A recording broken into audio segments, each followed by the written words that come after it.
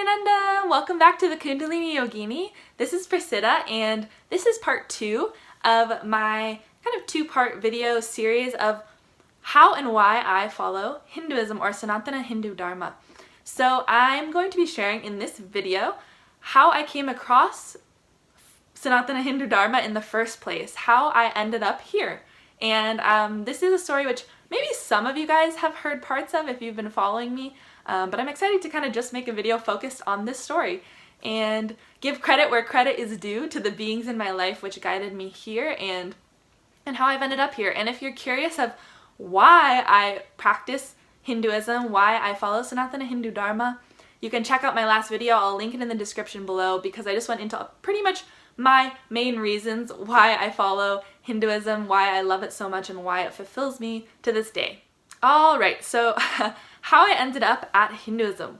So let's flash back about 6 years ago. Yes. Okay, about 6 years ago, I started my seeking journey where I really began to question everything. I began to question the school system, the education system, my religion, and everything that I believed just because other people told me to believe it. And this was a very scary but so pivotal part of my life, of course, and I'm sure a lot of you guys have experienced this or are experiencing it. It is a very courageous and scary thing to question your beliefs. It's very easy and comfortable to stay in what you know and stay what you've been told, but I got to a point where I couldn't do it anymore, you know? I was seeking some truth. And so anyways, I started to read and research and document and just go headfirst into seeking information, whether it was about health or eating or drugs and alcohol or spirituality or religion or history of human beings. I started seeking alternative sources outside of like my teachers and parents, basically, who sadly quite often are the only sources of our information. So I started doing my own research and really for the first time in my life opening my mind. And this was about when I was, okay, so now we're at the point where I was about 19 years old, 18 and 19 years old. I actually moved to South America. I was living in Ecuador with a host family. It was one of the most amazing experiences of my life, best decisions I ever made. And I did this right after high school. So instead of going right to college, I felt really called to go to a different part of the world to learn about myself and about a new culture and community. And so I moved to a very small mountain village in Ecuador as a part of a program called Global Citizen Year. If any of you guys are interested, I would highly recommend. It's an amazing gap year program and you learn so much. And anyways, I moved to this village where I was extremely isolated. Number one, barely had Wi-Fi. Number two, I had nobody that I knew, like literally no one. I was in a small indigenous village where I literally stood out, I mean like 2 feet taller than almost every single person in the village, and I only spoke English when I went there, and everybody only speaks Spanish or Quechua, which is the indigenous language. And so if you can imagine, I was more isolated than probably most people have ever been in their life, and I was there for 9 months, almost 9 months, and this is when I really began to just seek very strongly and powerfully, digest all this information. I started meditating for the first time. I started practicing journaling and, you know, gratitude and outdoor meditations also, and just really tuning in and being with myself, which before that I found to be extremely frightening, to be honest. I was very scared of my own inner space and myself before that. So I started to do that, but I was still in, you know, like kind of newer into my journey, about only a year or two into my journey.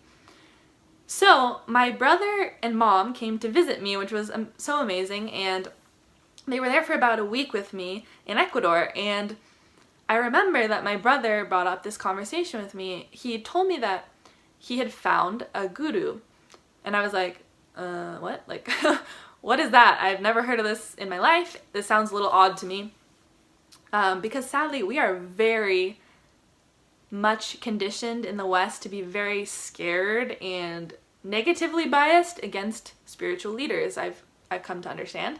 And if you even look at our media, even our like pop culture movies and things and TV shows, it's like all about creepy gurus who are abusive and things like this, and so we have one idea about what gurus are. But anyways, it's a long-standing tradition in Eastern religion of amazing enlightened beings that are there just for, you know, pure purposes and pure divine purposes, and so that is a part of the tradition. But anyways, my brother had told me he came across this guru named Paramahamsa Nithyananda, and that basically after all of it, my brother had been a seeker for about, God, 4 or 5 years. He started early on, like when he was like 14 years old or something, and at this point he was only 17. So he was like sharing all this with me, and I was more open to receiving the information, but still I was very skeptical in terms of I had not learned anything about Hinduism at this point. Only Buddhism I had gotten into. So he's telling me that he discovered this guru, and his YouTube videos are just incredible, and I've never heard such powerful truths being spoken by a spiritual leader, and I just feel called to go to India to his program called Inner Awakening.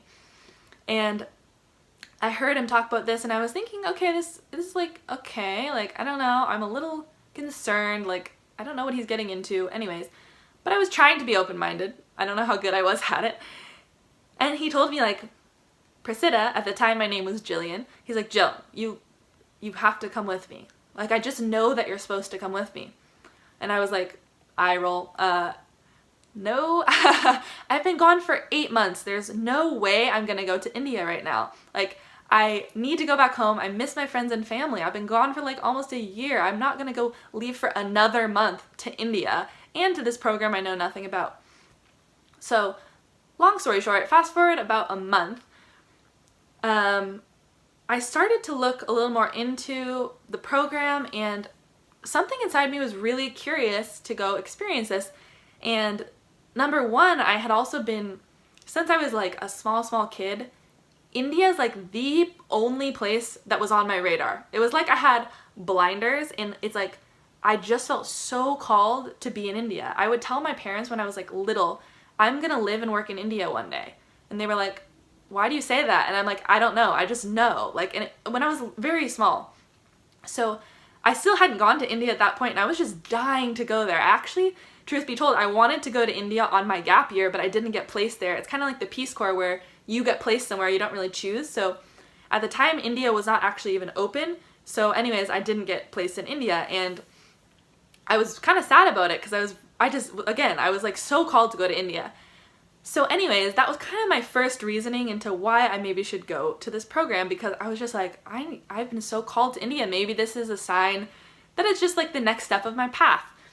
But I was very skeptical of the program and the idea that it was under some guru or master. I just did not fathom that concept, and I was very like stubborn in, I don't want anybody telling me what to do, I don't need a master type of mentality. So anyways, finally one day I just like, seriously, I don't know how else to explain it, but I got this like divine message inside of me where I was just like, my internal compass was just screaming like, you have to go. No matter what, no matter how scared you are, just freaking jump in. Just face it head first and do this. Like, this is a really big opportunity for you. Just go, no matter what. It's an amazing opportunity. Just jump in. So I ended up saying yes. So I literally got back home from Ecuador. 1 week later, I was back on a plane to India. Longest flight I've ever taken in my life. Now I've done it like 30 or 40 times. But I went on a plane with my brother. We ended up in India. My first time in India, my first time at an ashram, my first time really doing authentic yoga and meditation and all of these practices, and really the first time learning about Hinduism. So this was in May of 2015, and we were there for about almost 25 or 26 days, but the program was 21 days, 21-day yoga meditation program. And basically, okay, this is the part where it's really hard for me to summarize all of my experiences, but so I was staying there with there was like 500 people in the program. I was like one of the only people that knew nothing about Swamiji, that's what we call our guru, and I literally knew nothing about him, other than that I was like a little like I was just really skeptical about him, and I had never watched any of his like discourses or YouTube videos, which is like unheard of because all the people there have been following him for some time usually, and like they're really excited to meet him. I had no idea who he was. I didn't really care that much. I was just like there as a, like curious bystander, if you will. And basically the second day of the program, I don't know if it's first or second day, but we were meeting Swamiji for the first time, and we were all in this big hall, conference hall, and we were waiting for him to come in, and he comes in the back doors of the hall, and I'm actually more towards the front, so I couldn't even barely see him. He was like a little blip. I could barely see his face. I just saw his turban and everything, and he walked in the back doors, and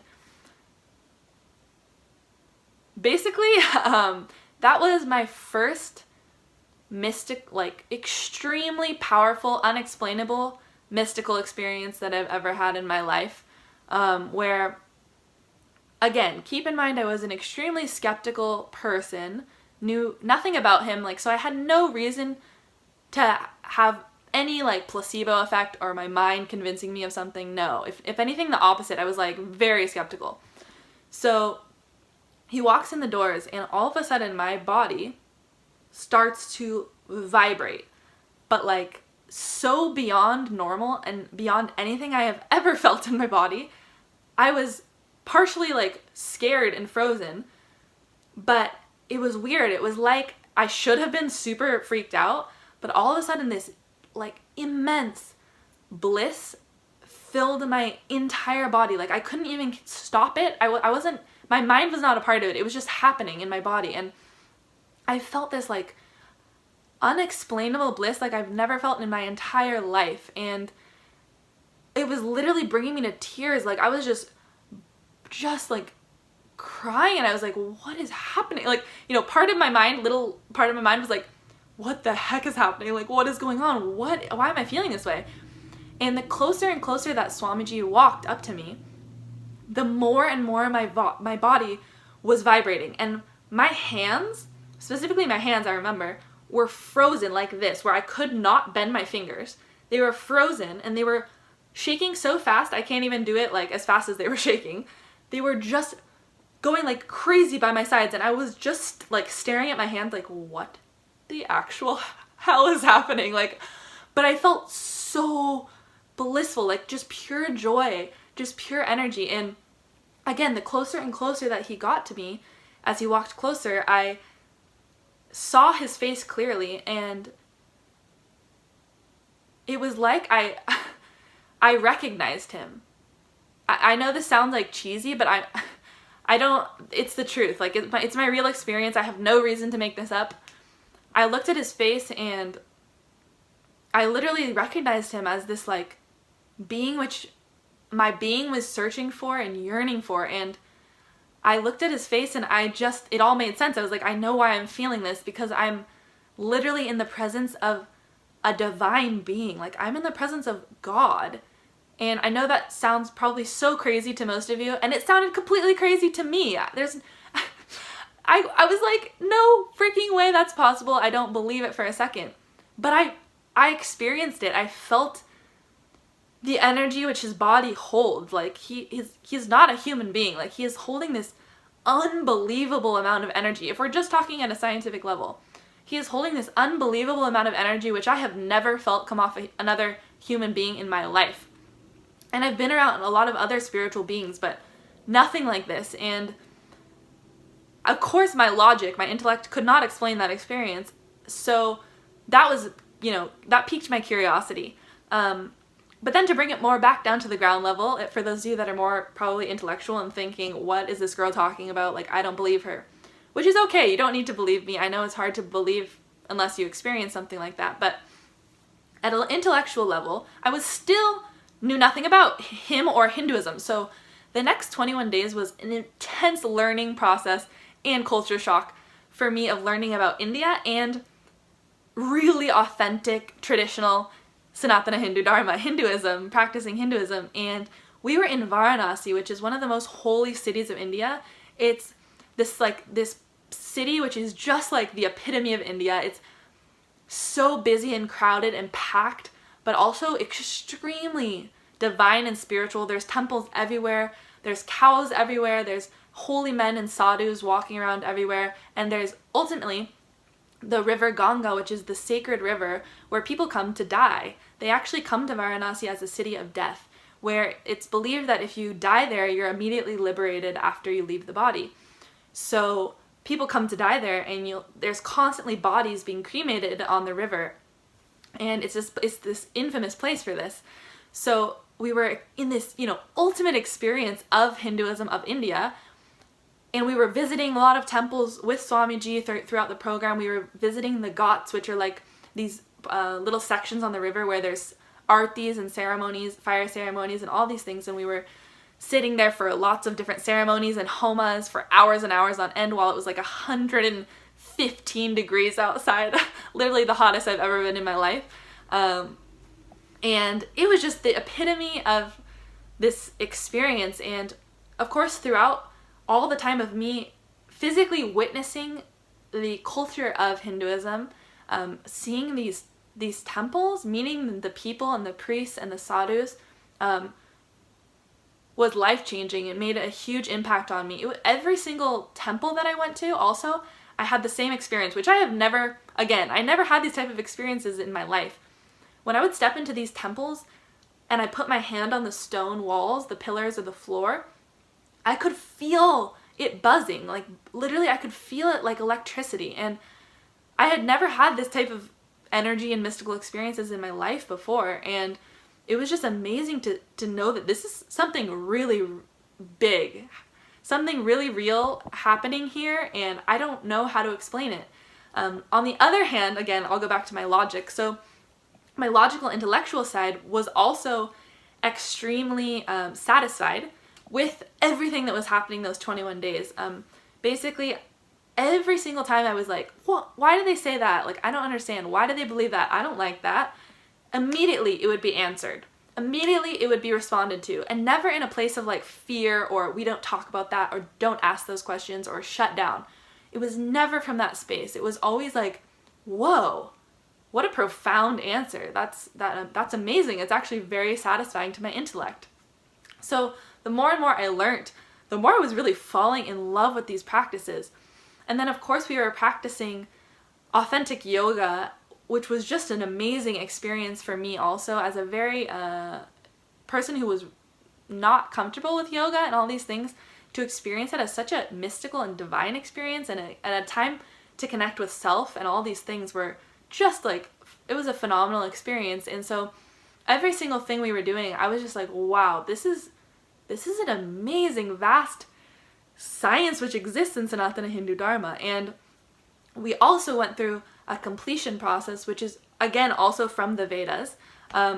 It's called Samskara Dana Kriya, which is like this process of literally healing all of the trauma in your life in a very direct and powerful way. Like not fluffy, like, oh, I'm healing, and then no, it's like, it was really real. It's a purge of like all these past traumatic and bad memories, and by the end you're just floating. Like you feel like the most free you've ever felt in your life, and this was my experience.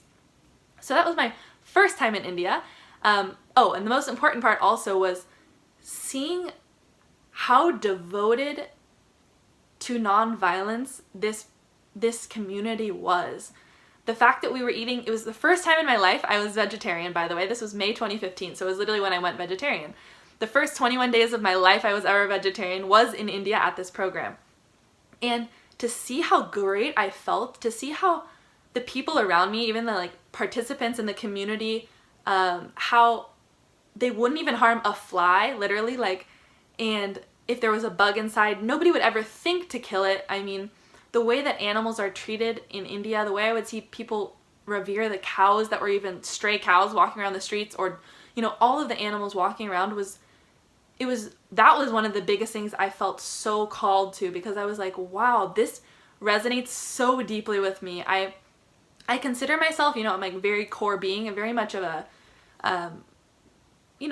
nature connected person, a very, very much in love with the environment and the plants and animals around us. And so my heart felt so thrilled that was a part a real culture and belief system so without hypocrisy like which I found in other religions. And so I loved that it wasn't just told that we should, you know, love and cherish life, but it was actually lived out, you know, it was valued. And it was, oh my god, this is already getting like really long. I'm so sorry. If you're still tuned in, thank you for listening. I hope it's still interesting. So this was my very first time in India. So that was my like very first glimpse of Hinduism. Now, let's zoom out. That was 4 years ago. So in the last 4 years, I have, again, it was never like I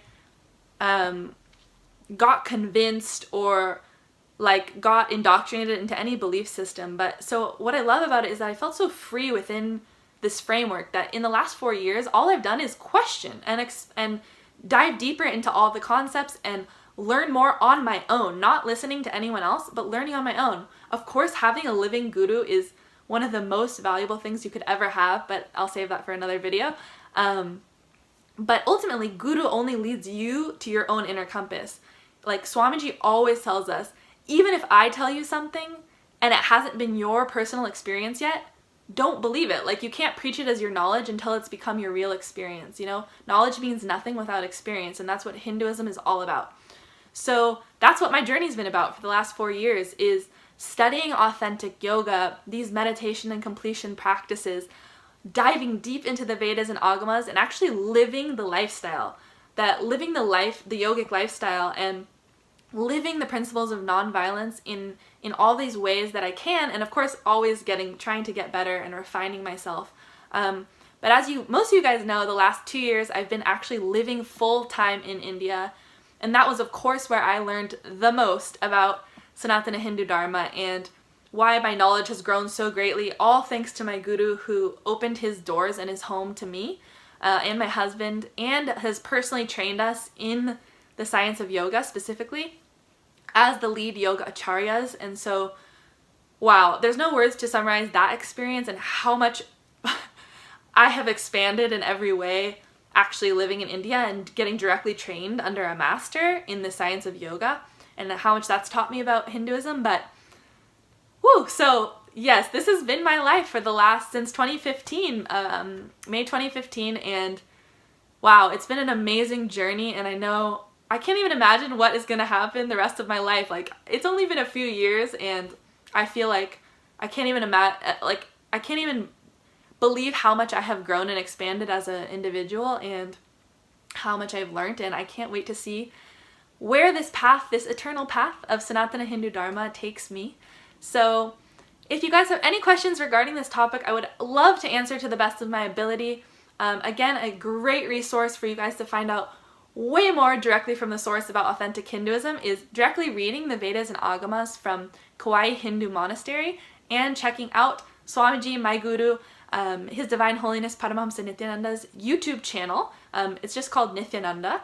So I always have that linked in my description also. You can check his channel out and hear it directly from the source, from somebody who is obviously born and raised in Hinduism and is a radiating pure light of that energy and in his divinity and pure avatar consciousness. So anywho, thank you guys so much for watching. I hope this was helpful, and make sure to subscribe to follow my journey and to learn more about this authentic sciences. Nithyanandam, guys.